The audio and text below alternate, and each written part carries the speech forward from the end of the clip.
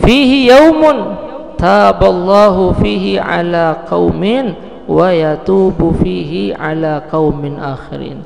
Di dalam bulan Muharram, ujar Nabi, ada satu hari di mana Allah Subhanahu wa taala ini telah menerima taubatnya satu kaum, ya.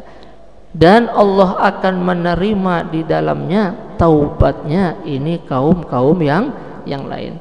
Siapa kaum yang diterima taubatnya oleh Allah Subhanahu wa taala di bulan Muharram, tepatnya di hari Asyura, ini tidak lain dan tidak bukan adalah kaumnya Nabi Allah Musa alaihi salatu wasalam dan juga kaumnya Nabi Allah Yunus alaihi salatu wasalam. Taubat mereka ini diterima oleh Allah Subhanahu wa taala di bulan Muharram, ini tepatnya di hari Asyura.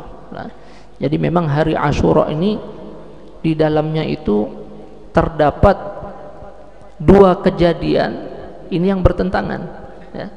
Ada kejadian yang sifatnya menggembirakan, ada kejadian yang sifatnya menyedihkan, ya. Kejadian yang menggembirakan diantaranya ini, ya, Allah menyelamatkan Nabi Allah Musa dan bala tentaranya dari kejaran Fir'aun. Kemudian Allah menerima taubatnya kaum Nabi Allah Musa, menerima taubatnya kaumnya Nabi Allah Yunus, ini di hari Asyura.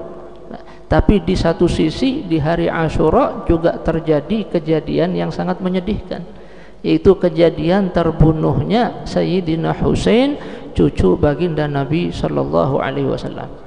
Mbah Pang, lalu kenapa kok di hari Asyura kita ini justru bergembira, ya, tidak menampakkan kesedihan kita seperti orang-orang Syiah. Ya, orang-orang Syiah sebahagian mereka di hari Asyura mereka menampakkan kesedihan mereka atas terbunuhnya Sayyidina Husain. Ada yang pukul-pukul dada, ada yang menampar-nampar muka. Sebahagian orang Syiah ada yang begitu. Pertanyaannya, kenapa kita kadang kayak itu? Kenapa justru yang kita tampakkan rasa gembiranya? Ya, kita berpuasa, kita memberikan nafkah yang lebih kepada istri dan anak-anak kita, yang kita tampakkan rasa gembiranya, karena memang seperti itulah yang diperintahkan oleh syariat. Ketika kita dapat nikmat, kita diminta untuk menceritakannya dan menampakkannya. Tapi di saat kita mendapatkan musibah, kita diminta ini untuk bersabar ini dan tidak menampakkannya, ya. Pian kalau misalnya dikaruniai oleh Allah Subhanahu wa taala seorang anak, nah, apa yang syariat perintahkan kepada kita? Kita diminta untuk menampakkannya, ya, bergembira dengannya, dengan menyembelih 2 ekor kambing kalau anaknya laki-laki, atau 1 ekor kambing lamun anaknya bini-bini. Kita diminta untuk menampakkannya, ya, untuk bersyukur atasnya, memperlihatkannya. Tapi kalau misalnya ada anak kita yang meninggal, adalah syariat menyuruh kita menyembelih kambing? Tidak ada. Yang ada kita ini diminta untuk bersabar ini di dalam menghadapinya. Makanya yang kita dahulukan ini adalah rasa gembiranya, bukan rasa sedihnya. Ya, sama dengan 12 Rabiul Awal bulan Maulid.